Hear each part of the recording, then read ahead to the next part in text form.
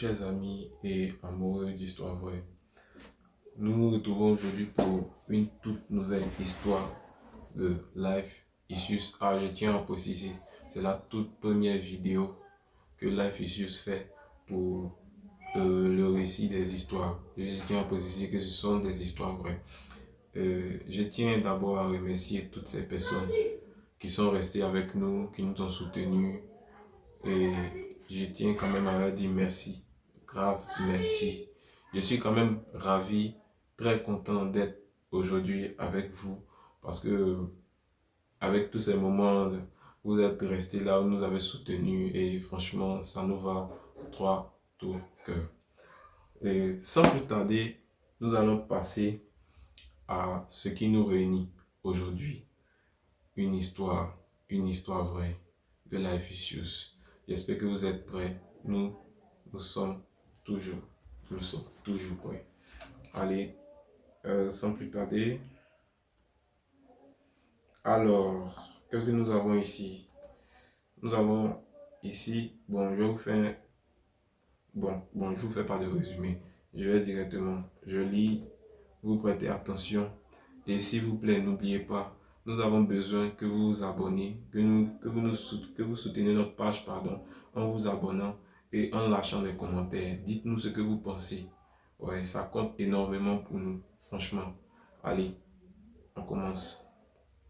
Alors, ici nous avons: Salut, je suis étudiant en licence 3. J'ai un sérieux problème. Il y a de cela un an, ma cousine vient habiter chez nous. Vient c'est comment on appelle ça, passé simple. Ouais. Ma cousine vient habiter chez nous suite au décès de son père, qui est le petit frère, de mon père. Ok. Sa mère était décédée avant son père. Et vu que nous étions la seule famille proche qu'elle avait, mon père l'a recueillie. D'accord.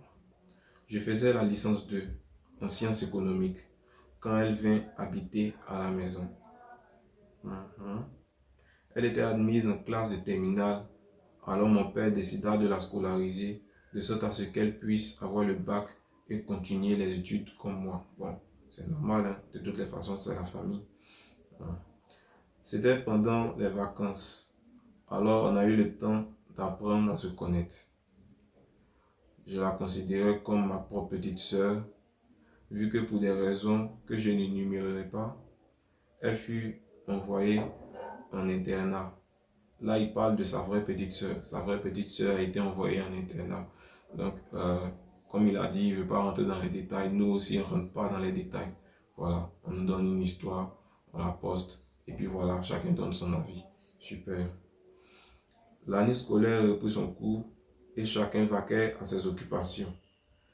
Dans la maison, nous n'étions que 4. Ok.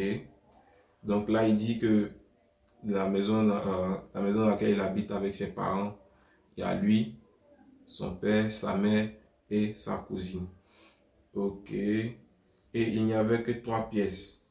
Et vu que ma petite soeur n'était plus à la maison, c'est ma cousine qui utilisait son lit. Et nous dormions dans la même chambre. Ok. Un soir, tard dans la nuit, il dit là qu'il n'avait pas l'heure sous les yeux. Il se faisait tard. En tout cas, il sait qu'il se faisait tard. Il était très tard. Mais je crois qu'il était en 2 heures par là. Je n'avais pas réellement sommeil. Vu que je n'avais pas réellement sommeil. Vu que dans la journée, j'avais fait une sieste. Ça arrive à tout le monde, hein, faire une sieste dans la journée et trouver, comment dirais-je, facilement le sommeil la nuit. C'est pas évident. Ouais. J'étais couché sur mon côté gauche. Donc, couché sur son côté gauche. Oui. Côté gauche. Et je faisais face au mur. J'ai senti la présence d'une main se faufiler jusque dans mon pantalon. Voilà. J'ai pris peur et j'ai sursauté. En me levant, j'ai vu que c'était ma cousine. Elle me fit signe de garder le silence. Elle dormait en nuisette. Elle a enlevé sa nuisette devant moi. Et en ce temps, moi et ma copine étions en pause. Alors, un conseil pour vous les filles. Franchement, cette histoire de pause, là, si vous pouvez éviter, évitez grave. Parce que ça tue beaucoup de couples. Voilà. Ça détruit carrément beaucoup de couples. Et c'est de quoi je parle. Je ne parle pas pour moi, mais je parle de plusieurs cas que j'ai connus. Voilà. Donc, je vous assure, je continue. Je vous assure que je n'ai pas pu, pardon, résister. Moi, je pensais que c'était une petite fille. C'est ce qu'il dit. Moi, je pensais que c'était une petite fille. Mais ce qui s'est passé, hmm, je ne veux pas paraître vulgaire. C'est ce qu'il dit. Et voilà. Je ne savais pas que c'était le début de mon aliénation. Là, ça devient chaud. C'est devenu une habitude. Partout où on se croise dans la maison, on le fait. Ah. Elle dit qu'elle a eu à sortir avec plusieurs hommes, mais que c'est moi qui la faisais se sentir femme. Ok. Je n'avais plus d'intimité. C'était de trop. J'avais l'impression d'être violé.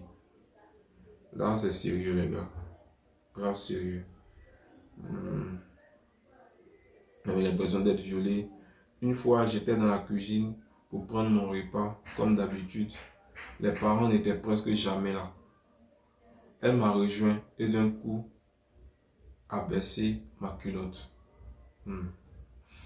Franchement, je me sentais plus homme. Alors, je lui ai dit que j'étais fatigué, que ça m'épuisait. Je n'arrivais plus à bosser et que je voudrais arrêter. Elle m'a menacé en me disant que si je décidais d'arrêter, elle dirait à mes parents que plusieurs fois j'ai eu à abuser d'elle. Et il faut dire que moi aussi, je suis quelqu'un de pas très catholique. Voilà, c'est lui qui dit. Il dit il n'est pas très catholique. Voilà. Je vous explique. Quelqu'un qui dit qu'il n'est pas très catholique, c'est quelqu'un qui n'a pas l'habitude de faire les choses réglo. Voilà. Du genre, pas un garçon saint. Bon, personne n'est saint, mais il fait quand même des trucs, voilà, qui étonnent, voilà, qui choquent au fait, je dis. Et je continue. Et mes parents m'ont plusieurs fois fait des reproches sur mes fréquentations et mon comportement, tu vois. Donc, d'abord, ses parents savent que c'est quelqu'un de, quand même, bandit, voilà. Et déjà, si la fille, voilà, si la fille se met à raconter, voilà ce que tant me fait, voilà ce que tant m'a fait depuis tant, tu vois, vous voyez, c'est quand même grave. Alors, il ajoute en bas, j'ai besoin de votre aide. S'il vous plaît, je n'en peux plus. Je n'ai jamais vu une femme comme ça. Alors les gars, qu'est-ce que vous pensez de tout ça? Qu'est-ce que vous avez à nous dire, à lui dire? Quel message pouvez-vous lui adresser? C'est un frère, c'est un proche qui a besoin de nous, qui a besoin de nos conseils, qui est grave dans le pétrin. Et il espère que vous pourrez lui apporter votre aide. Voilà. Pour ces personnes qui ont déjà vécu comment dirais-je, des situations similaires, si vous pouvez en parler aussi dans les commentaires, histoire à ce que ça puisse servir d'exemple aux personnes qui n'ont pas vécu ou qui le vivent. Voilà. Nous sommes quand même ravis et nous attendons grave vos commentaires. N'oubliez pas de vous abonner. C'était Eddie Monet 1 et Cédric pour les vidéos de Life Issues. Merci et bonne journée à vous.